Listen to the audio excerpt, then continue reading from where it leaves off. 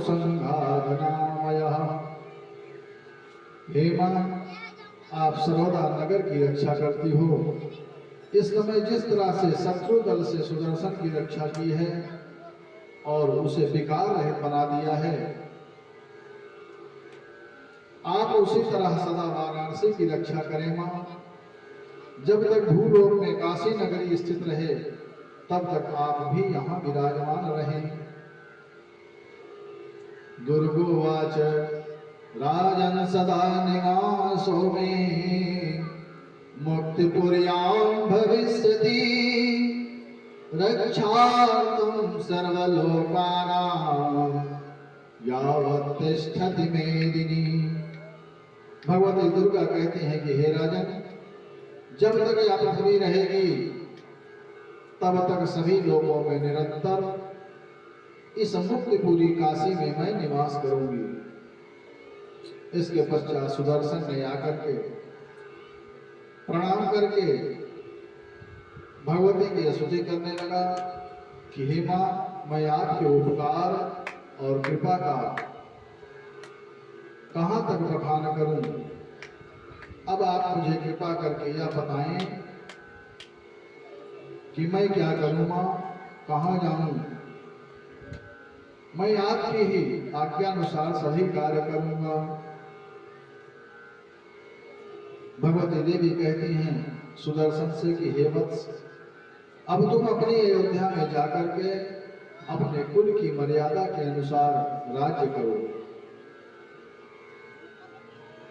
अष्टम्यां चतुर्दश्यां नवम्यां च विशेषतः मम पूजा प्रकर्तव्या बलिदान विधानतः। अष्टमी, चतुर्दशी और विशेष करके नवमी तिथि को मेरी विधि विधान से पूजा करते रहना। तुम अपने नगर में मेरी प्रतिमा स्थापित करना और विधि पूर्वक तीनों समय मेरी पूजा करते रहना। शरद काले महापूजा कर्तव्या मम सर्वदा नवरात्र विधानेन भक्ति भावयुतेन च। हे राजकुमार, शरद काल में सर्वदा नवरात्र विधान के अनुसार भक्ति भाव से युक्त होकर के मेरी पूजा करना।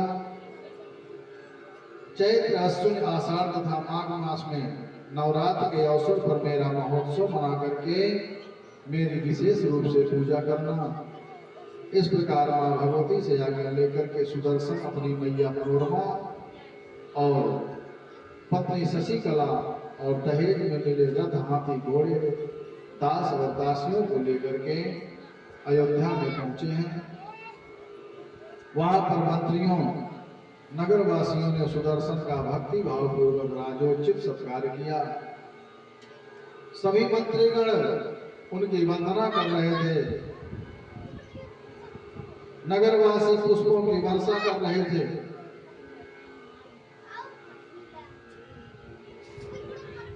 सुदर्शन ने राजभवन में पहुंच करके सबसे प्रथम शत्रुजित की माता को प्रणाम किया और कहा कि हे मां,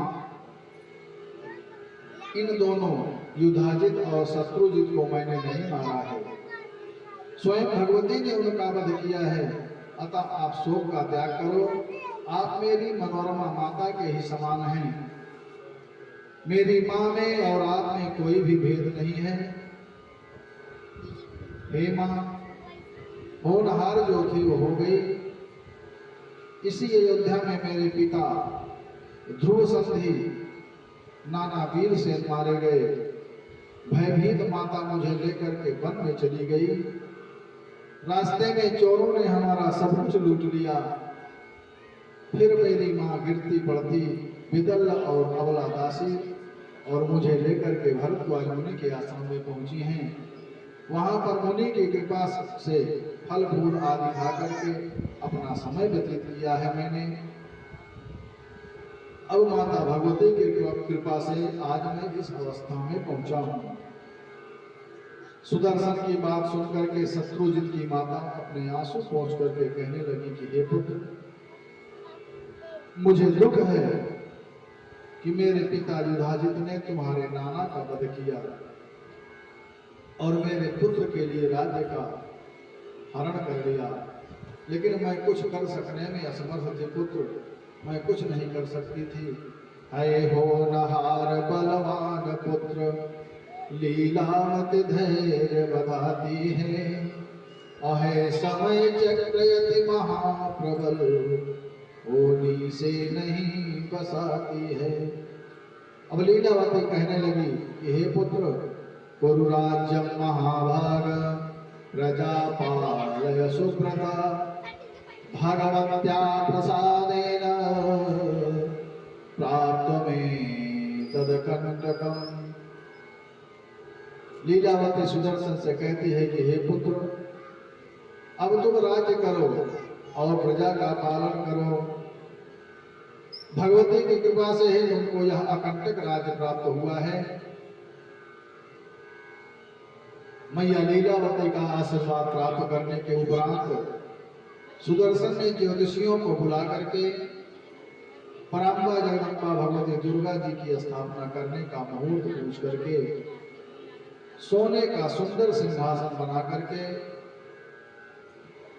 भगवती मैया की मूर्ति स्थापित करने के पश्चात ही मैं राज्य कार्यों का संचालन करूंगा, ऐसा अपने मंत्रियों को बुला करके राजा सुदर्शन ने कहा।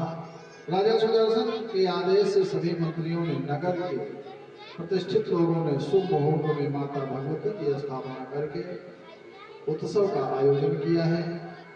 विधिवत हवन, पूजन व प्रसाद आदि के विभिन्न सुंदर आयोजन हुए। इस प्रकार कौशल देश में अंबिका देवी प्रतिष्ठित एवं विख्यात हो गई। सुदर्शन ने राज्य प्राप्ति के कुछ ही दिनों में सभी राजाओं को अपने अधीन करके महाराज रघु और राम की तरह प्रजा का पालन करने लगे हैं। उन्होंने कौशल राज्य के सभी गांवों में देवी के मंदिर बनवाए और भगवती की पूजा धूमधाम से करवानी शुरू की है।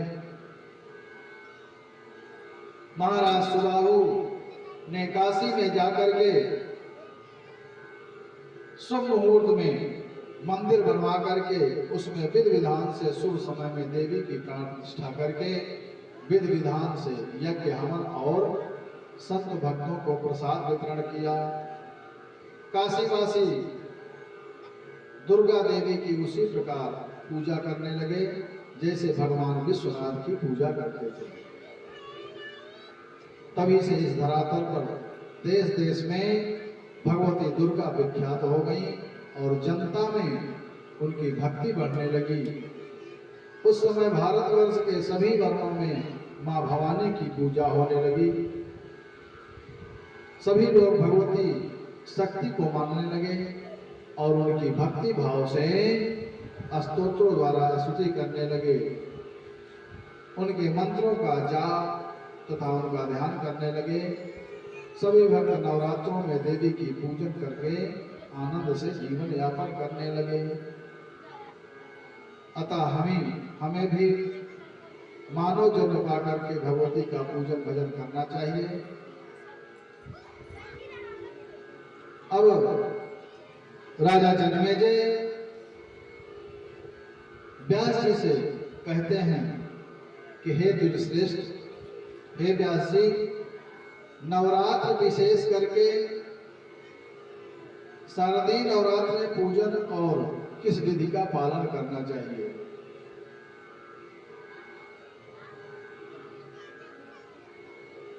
व्यास उवाच शृणुराजन् प्रवक्ष्यामि नवरात्र व्रतं शुभं शरत्काले विशेषेण कर्तव्यं विधिपूर्वकम्।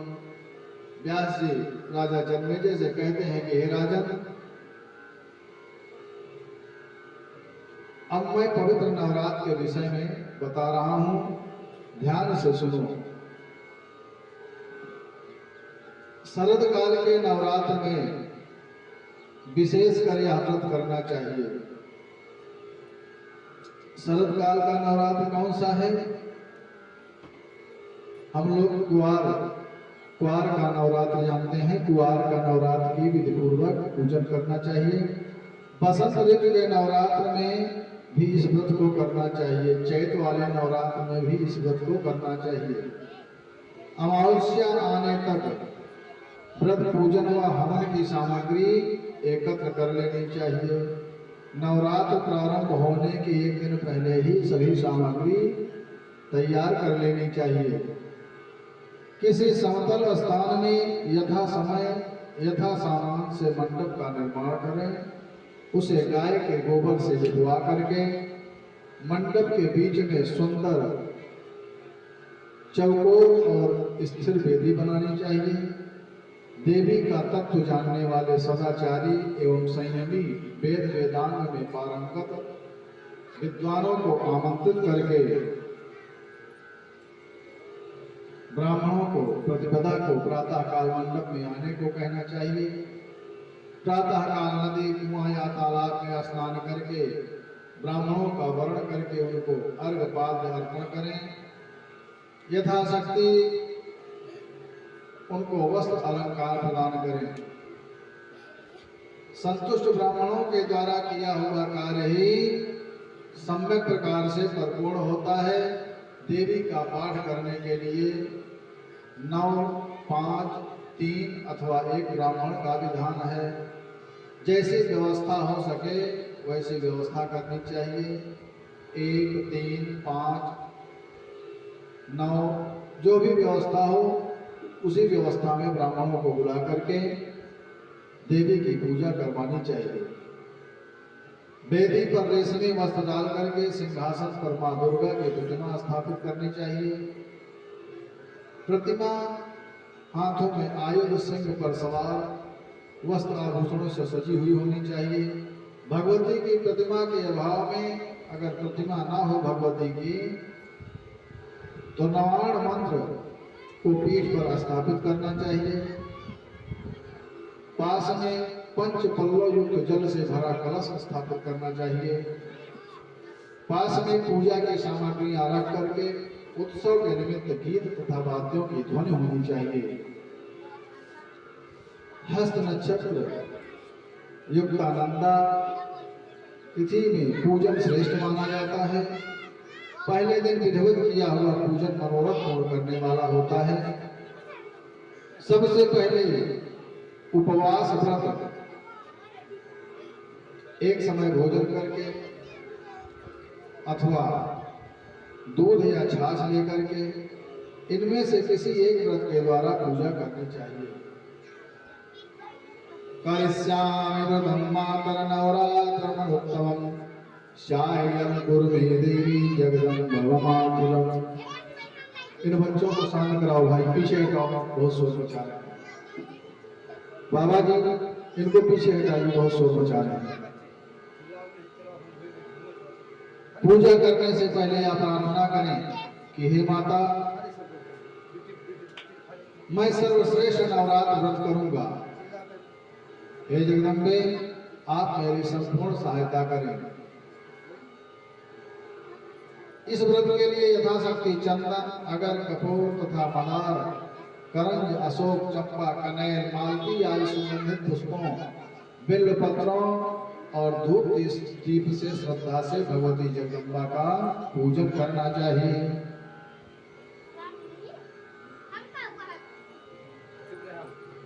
इस अवसर पर अर्घ्य भी प्रदान करके नारियल, बिजौरा, नींबू, डालिम, केला, नारंगी, कटहल तथा बिल्व फल आदि सुंदर फलों के साथ अन्न का नैवेद्य एवं पवित्र बलि अर्पित करना चाहिए।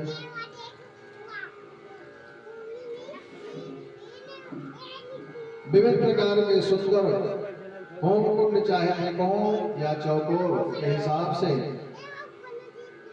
सुंदर वेदी बना करके सुंदर द्रव्यों से भगवती का त्रिकाल पूजन करके गायन वादन करना चाहिए।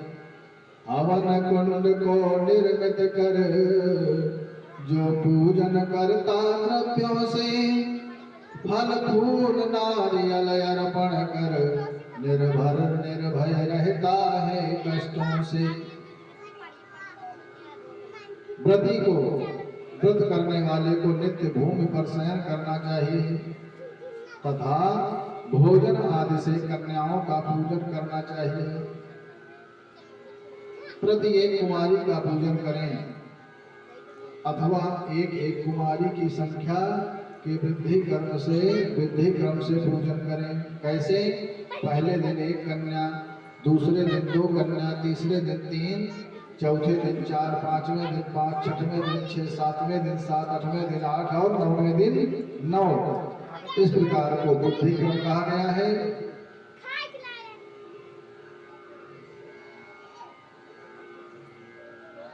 पूजा विधि में 1 वर्ष की कन्या नहीं लेनी चाहिए। इनको उठा करके बाहर पीछे करके हटाइए यहाँ से, ये मानने का नहीं। उठो बच्चों, वहां से चलो पीछे जाओ, उठो उठो पीछे जाओ,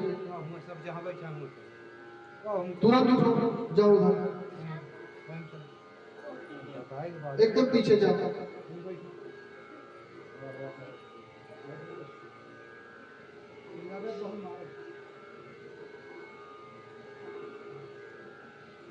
दो वर्ष की कन्या कुमारी कही गई है, 3 वर्ष की कन्या त्रिमूर्ति, 4 वर्ष की कन्या कल्याणी और 5 वर्ष की रोहिणी, 6 वर्ष की कालिका, 7 वर्ष की चंडिका, 8 वर्ष की सांभवी और 9 वर्ष की दुर्गा। 10 वर्ष की कन्या सुभद्रा कहलाती हैं। इससे अधिक उम्र वाली कन्या का पूजन नहीं करना चाहिए, कारण कि वह सभी कार्यों में निंद्य मानी जाती हैं। कुमारी नाम की कन्या का पूजन करने से दुख, दरिद्रता और शत्रुओं का नाश होता है और धन, आयु तथा बल की वृद्धि होती है। त्रिमूर्ति नाम की कन्या का पूजन करने से धन धान्य का आगमन होता है और पुत्र पौत्र आदि की वृद्धि होती है। कल्याणी नाम की कन्या का पूजन करने से विद्या, विजय, राज्य सुख की प्राप्ति होती है। कालिका नाम की कन्या का पूजन करने से शत्रुओं का नाश होता है। चंडिका नाम की कन्या का पूजन करने से धन और ऐश्वर्य की वृद्धि होती है। सांभवी नाम की कन्या का पूजन करने से दुख, दारिद्र्य का नाश होता है तथा संग्राम में विजय की प्राप्ति होती है। दुर्गा नाम की कन्या का पूजन करने से शत्रुओं का नाश होता है। सुभद्रा नाम की कन्या का पूजन करने से मनोरथों की सिद्धि प्राप्ति होती है। रोहिणी नाम की कन्या का पूजन करने से रोगों का नाश होता है। और त्रिमूर्ति, कुमारी आदि की विधिवत पूजन सामग्री से पूजन करनी चाहिए। श्री रस्तु इस मंत्र से अथवा इन्हीं भी श्रीयुक्त देवी मंत्र से अथवा बीज मंत्र से भक्ति पूर्वक भगवती का पूजन करना चाहिए। विद्वानों को चाहिए कि गंध, पुष्प, माला, वस्त्र, आभूषण आदि से और इन मंत्रों से भगवती की पूजा करें। श्रीरस्तु मंत्र या बीज मंत्र या देवी मंत्र का कथन करो। गंध, पुष्प और धूप दीप से कन्याओं का यजन करो। अभ्यासी जन्मेजय जिसे कहते हैं कि हे राजन, कुमारी पूजन में कन्या अंगहीन, कोढ़, घाव युक्त नहीं होनी चाहिए। व्यास उवाच जात्यन्नाम के कराकाणी कुरूपां बहुरोमशां सत्यन्तेन्द्रोणिणीं कन्यां रक्तपुष्पादिनांकितां। व्यास जी कहते हैं कि जन्म से अंधी, तिरछी नजर से देखने वाली, कानी, कुरूप, बहुत रोए वाली, रोगी तथा रजस्वला कन्या का पूजन में परित्याग कर देना चाहिए। अत्यंत दुर्बल विधवा स्त्री से उत्पन्न कन्या का पूजन नहीं करना चाहिए। रोग रहित, रूपवान, सुंदर अंगों वाली, वर्ण रहित कन्या ही कुमारी पूजन में, प्रण रहित कन्या ही कुमारी पूजन में श्रेष्ठकर है। समस्त कार्यों की सिद्धि के लिए ब्राह्मण कन्या का पूजन करना चाहिए। अगर समस्त कार्यों की सिद्धि की इच्छा है तो ब्राह्मण कन्या का पूजन करना चाहिए। विजय प्राप्ति के निमित्त क्षत्रिय वंश की कन्या का पूजन करना चाहिए। धन लाभ की इच्छा है तो धन लाभ के निमित्त वैश्य वंश की कन्या का पूजन करना चाहिए। वैश्य वंश में उत्पन्न कन्या और शूद्र वंश की कन्या योग्य मानी गई हैं धन प्राप्ति के लिए। ब्राह्मण को ब्राह्मण की कन्या का पूजन करना चाहिए। क्षत्रियों को ब्राह्मण कन्या का पूजन करना चाहिए। वैश्यों को ब्राह्मण, क्षत्रिय और वैश्य इन तीनों वर्णों की कन्याओं का पूजन करना चाहिए तथा शूद्र को चारों वर्णों की कन्याओं का पूजन करना चाहिए। ब्राह्मण, क्षत्रिय, वैश्य और शूद्र इन चारों वर्णों की कन्याओं का पूजन करना चाहिए। यदि कोई नवरात्र पर्यंत पूजा करने में असमर्थ हो, कोई भक्त पूरे नवरात्र पूजन नहीं कर सकता हो, तो अष्टमी तिथि को विशेष रूप से अवश्य पूजन कर लेना चाहिए।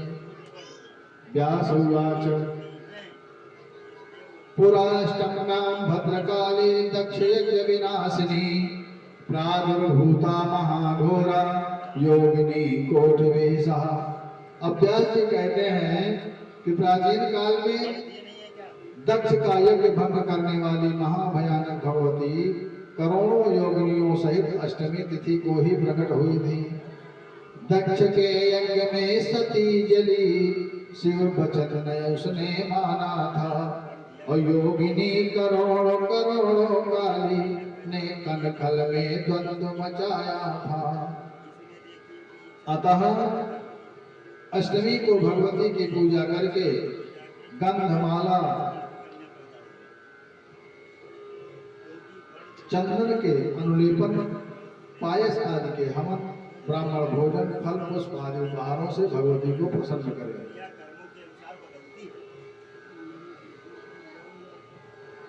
हे राजन, पूरे नवरात्र भर उपवास करने में असमर्थ हो तो 3 दिन सप्तमी, अष्टमी और नवमी को उपवास करें और भगवती का पूजन करें। पूरे नवरात्र का फल भक्त को उपलब्ध होता है। इस व्रत का अनुष्ठान करने से विद्यार्थी विद्या, धनार्थी धन और राज्य से वंचित राजा पुनः राज्य प्राप्त कर लेता है। क्या श्री राम। चाचा जी थोड़ा धीरे बोले, यहां डिस्टर्ब हो रहा है।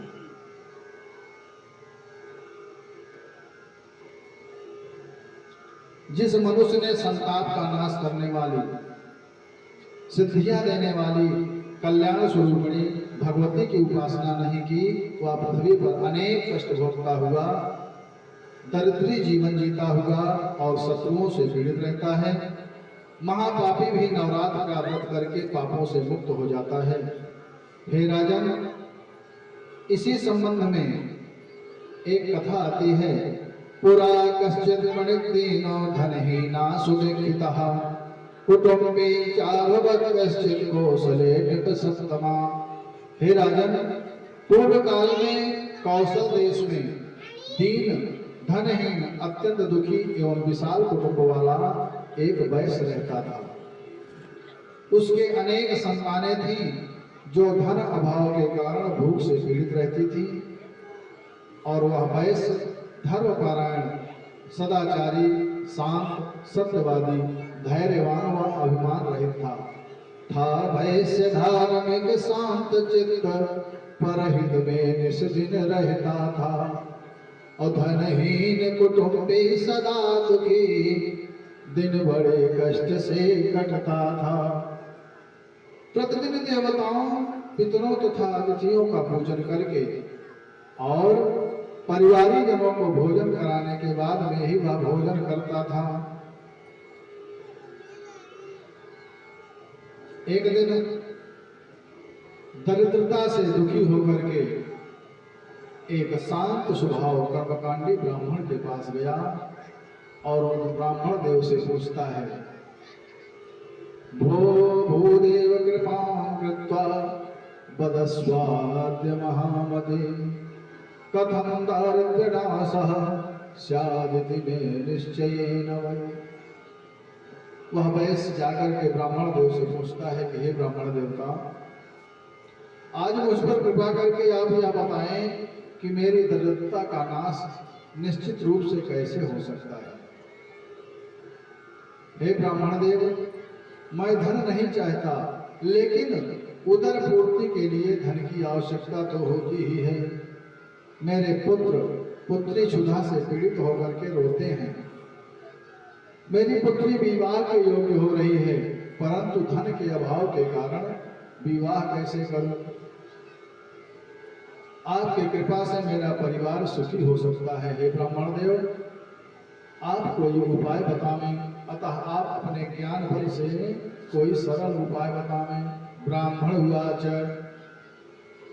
वैश्वर्य कुरुस्वाद्य नवरात्र व्रतम शुभम पूजनम भगवत्याश्च हवनम भोजनम तथा।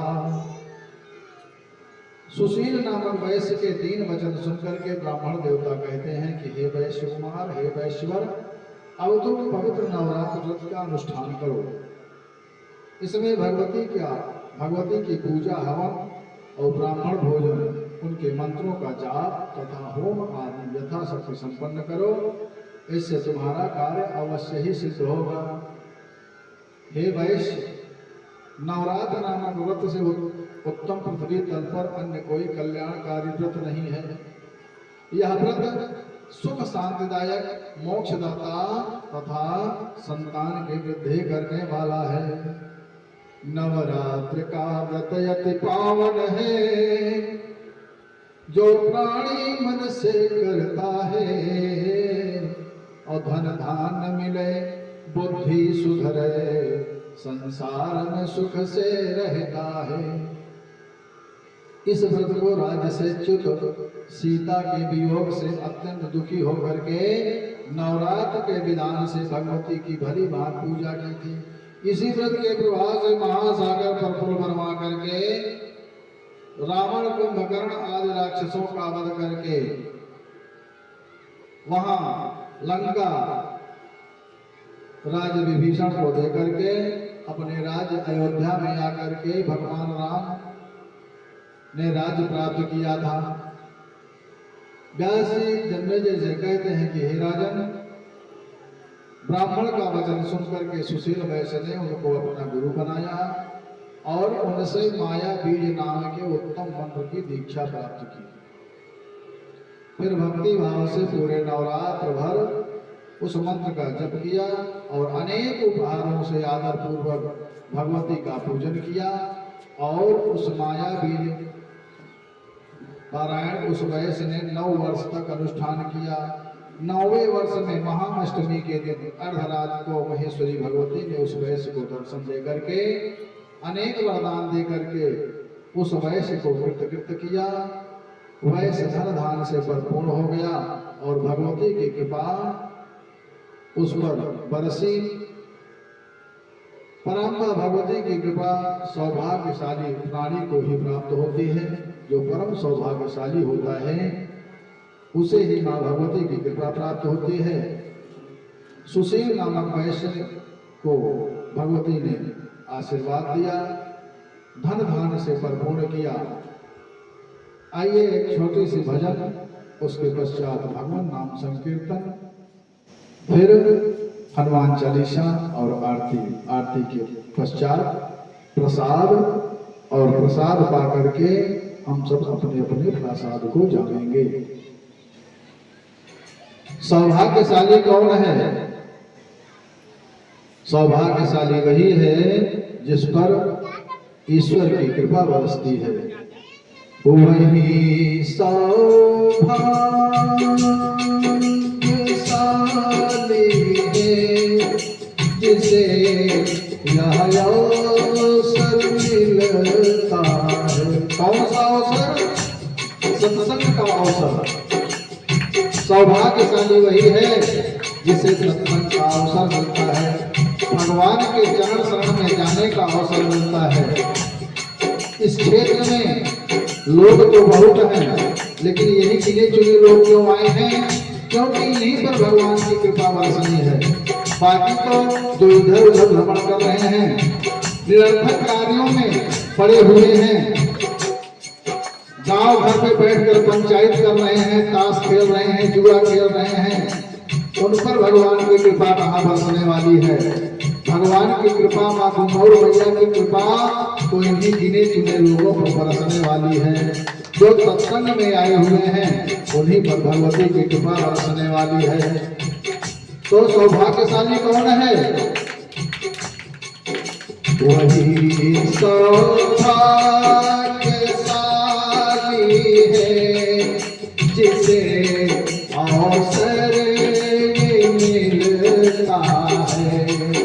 वो जन्म के पापों से संत दर्शन से होती है।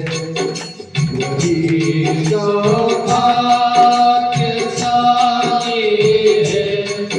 जिसे अवसर मिलता है। सदा सत्संग करने से ज्ञान और भक्ति मिलती है। सदा सत्संग ज्ञान और भक्ति मिलती है। प्रेम विश्वास श्रद्धा से, प्रेम विश्वास श्रद्धा से सदा सन्मार्ग मिलता है। प्रेम विश्वास श्रद्धा से सन्मार्ग मिलता है।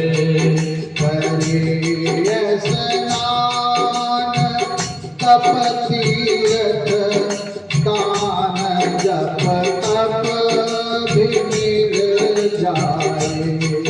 संत सत्संग का अवसर, संत सत्संग का अवसर बड़ा दुर्लभ है मिल जाए। वही सौभाग्यशाली है जिसे अवसर मिलता है। प्रभु कृपा सजीवन को ये सच्चा ज्ञान मिलता है। प्रभु कृपा सजीवन को ये सच्चा ज्ञान मिलता है। ये मानव तन का जीवन है, रोज नियम बनाना रूप तीर्थ सरोवर में रोज डूबती लगाओ। वही सौभाग्यशाली है जिसे अवसर मिलता है। मोक्ष जन्म के पापों से संत दर्शन होती है। श्री राम जय राम जय जय राम। श्री राम जय राम जय जय राम। श्री राम जय राम जय जय राम। सीता राम जय सीता राम। श्री राम जय राम जय जय राम। सीता राम जय सीता राम। श्री राम जय राम जय जय राम। सीता जय राम सीताराम जय सीताराम श्री श्याम जय श्याम जय श्याम राधे श्याम जय राधे श्याम श्री श्याम जय श्याम जय श्याम राधे श्याम जय राधे श्याम श्री शिव जय शिव उमापति जय पार्वती शिव श्री शिव जय शिव उमापति जय पार्वती शिव जय अम्बे जय अम्बे जगदम्बे जय अम्बे जय अम्बे जय अम्बे जगजननी जय अम्बे जय हनुमान कृपा करो हे कृपा निधान जय हनुमान जय हनुमान कृपा करो हे कृपा निधान श्री राम जय राम सीताराम जय सीताराम श्री राम जय राम सीताराम जय सीताराम जय हनुमान गोसाई